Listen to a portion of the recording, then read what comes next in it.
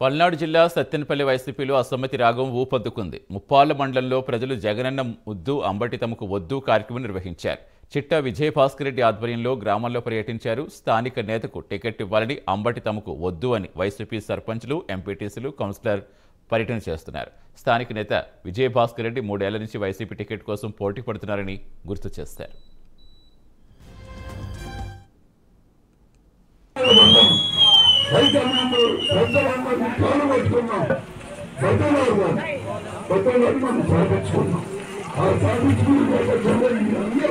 నాకు భయపడతారని ఆశిస్తున్నాను.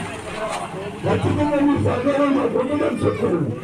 మీ సహకారం ఉన్నప్పుడు సైకల్యాన్ని కూడా దిగి ప్రజలకు వచ్చింది.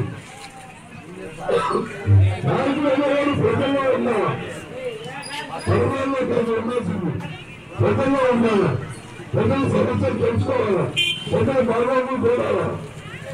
24 గంటలు 360 రోజులు ప్రజల కోసం సేవకులే పనిచేయాలి.